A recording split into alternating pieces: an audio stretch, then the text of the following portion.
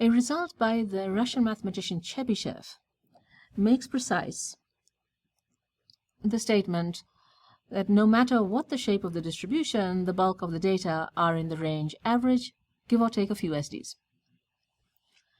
Chebyshev's inequality says that for every single distribution, take any positive number z that you like and look at the proportion of the data that are in the range average plus or minus z SDs. That proportion has to be at least 1 minus 1 over z squared. He established this mathematically. We'll just take a look for some particular values of z. Please note that z does not have to be a whole number. It can be any positive number. For the small whole numbers, we've worked out Chebyshev's bounds for you. No matter what the shape of the distribution, the proportion of data that are in the range average plus or minus 2 SDs is at least 1 minus 1 over 2 squared. That's 1 minus a quarter, that's 75%. For every single distribution, the proportion in the range average plus or minus 2 SDs has to be 75% or more. You can't say exactly what it's going to be. For that, you have to know something about the shape of the distribution. But without knowing anything about the shape, if you just know the average and the SD, you can say that it's got to be at least 75% in this interval. So also at least 88.888, etc. % in the interval average plus or minus 3 SDs and so on. In the range average plus or minus 5 SDs, you have at least 1 minus 1 over 5 squared. That's 96%. And it's these lines that help make precise the notion that the bulk of the data are going to be in the range average plus or minus a few SDs.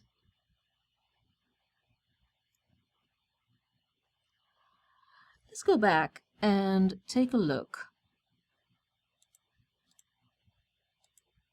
at the inequality again and see what it says for z equals 1. For z equals 1, it's saying that the proportion in the range average plus or minus 1 SD is at least 1 minus 1 over 1 squared. That sure looks like 0. It's saying the proportion in the range average plus or minus an SD is at least 0. Is that wrong? No. Is it useful? Not really. It's a proportion. We already know it's got to be a number between 0 and 1. So yeah, it's at least 0. The inequality isn't helpful when z is 1, or even worse, when it's smaller than 1. When it's smaller than 1, what it's telling you is that the proportion is at least some negative number. Well, of course, you know that. It's a proportion. It's got to be bigger than 0 or equal to 0. So the bounds are most useful when z is on the large side. Large meaning about 4 and 5 will pick up almost all of the data. It's not useful for small values of z. And that's why Chebyshev's bounds are called tail bounds. It's to do with what's outside in the tails of the data. If at least 96% are within 5 SDs of the average, then at most 4% are beyond 5 SDs.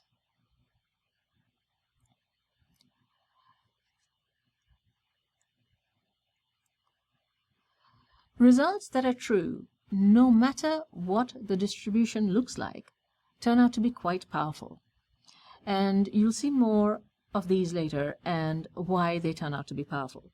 For now, what we're going to do is we're going to look at distributions of varying shapes and check that Chebyshev's bounds work out for all of them.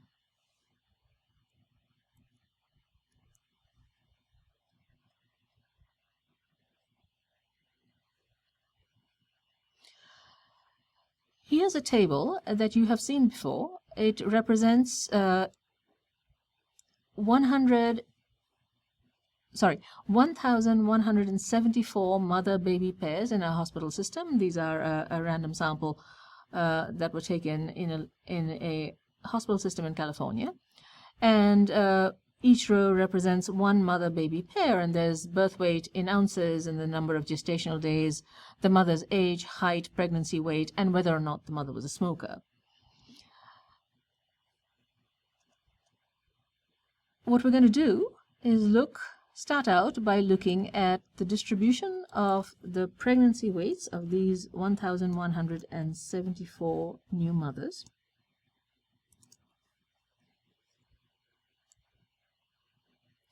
And that distribution looks like this, somewhat right-skewed. The variable is measured in pounds. We can find the average and the standard deviation of the pregnancy weights by extracting the variable as an array and then using np.average and np.std.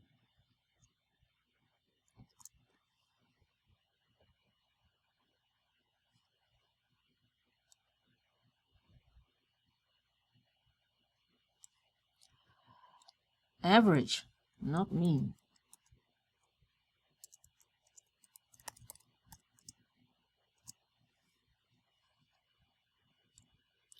So the average is about 128.5 pounds and the SD is about 21 pounds. What we're going to do is create a table that contains only the rows where the pregnancy weight is between average minus 3 SDs and average plus 3 SDs. So we're going to look at the mothers whose weights were in the range average plus or minus 3 SDs. And we'll look at what fraction of the mothers were in this range. So we'll take the table within 3 SDs and count how many rows it has, and then we will look at that relative to the number of rows in the original table.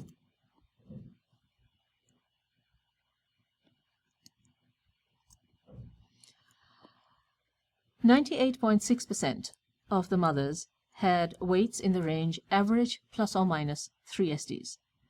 What does Chebyshev's bound say?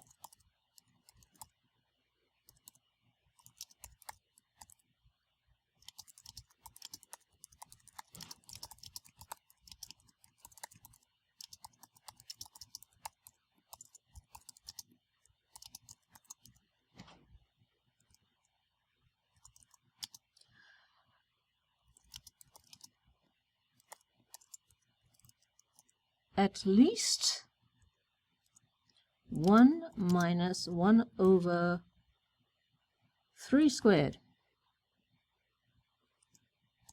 1 minus 1/9. And that's 0.8888. So yes, so what we had in our data was 98.6%, which is definitely at least 88.9-ish%. So that's true for this distribution of birth weights.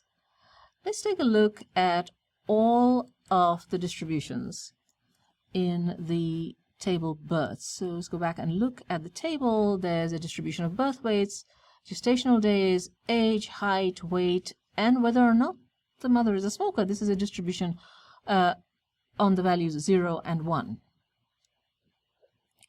To see all of those histograms one after another, we are going to use hist. We're not going to specify any column, so we're going to get every single histogram, and we don't want them on top of each other. All the scales are different, so we are going to say, please don't overlay them. Overlay equals false.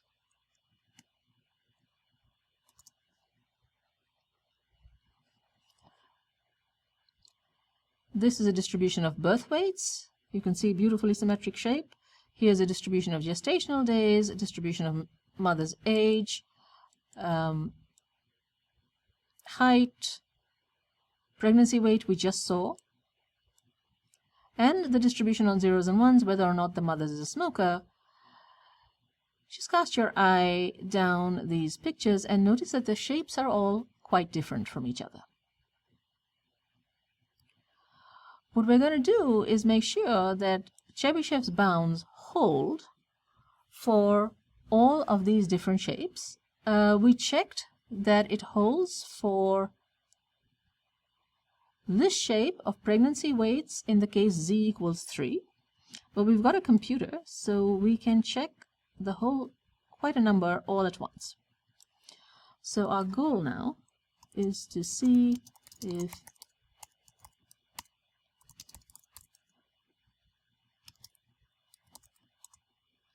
Chebyshev's bound work for different shapes of distributions.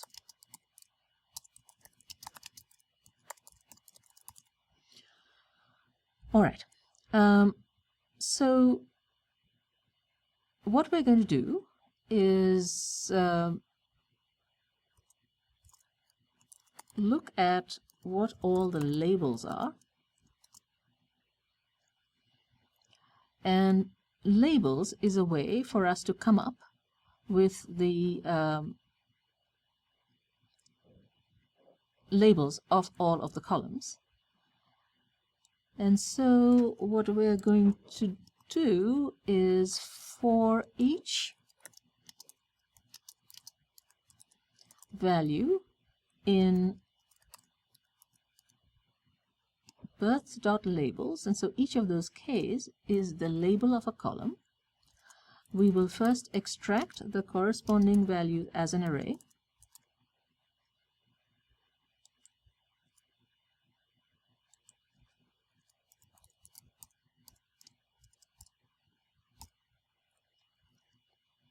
Remember that each K is a column label, and then we will calculate the average of that particular column, and then we will calculate the SD of the same column,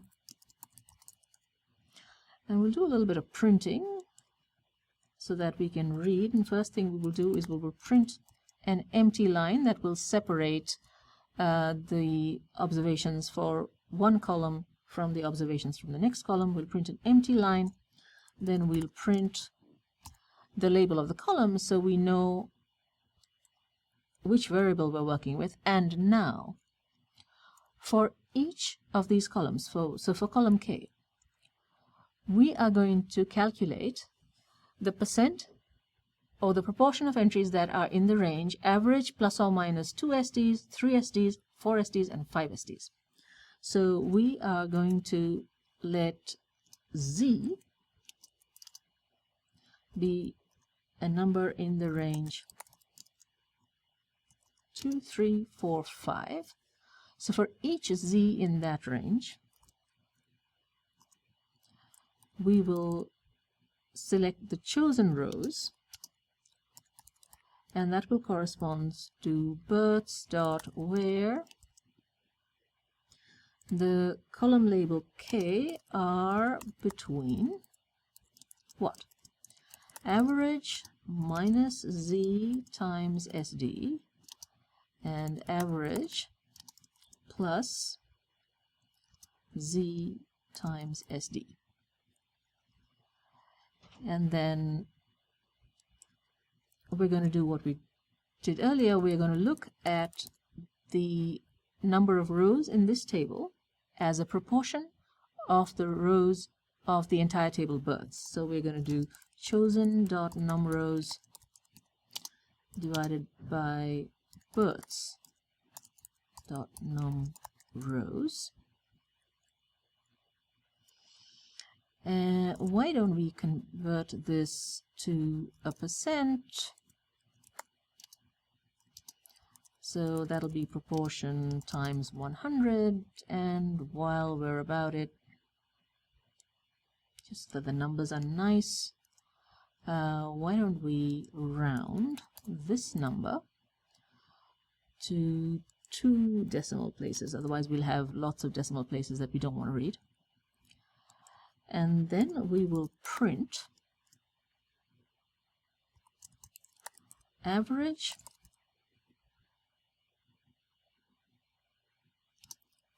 plus or minus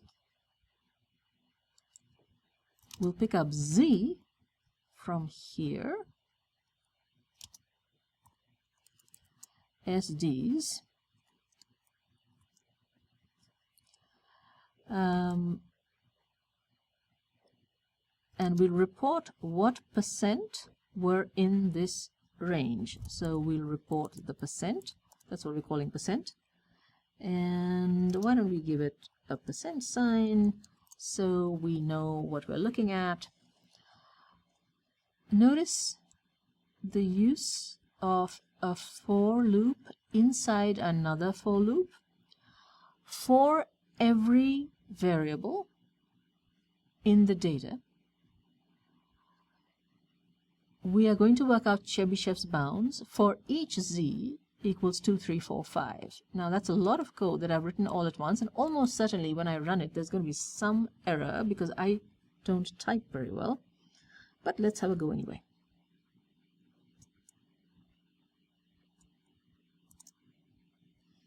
Oh my, astonishingly, my typing was accurate. I hope. Right, so for the column of birth weights, 94.89% were in the range average plus or minus 2 SDs. Everybody was in the range average plus or minus 5 SDs. Also, average plus or minus 4 SDs was everybody. What did Chebyshev say?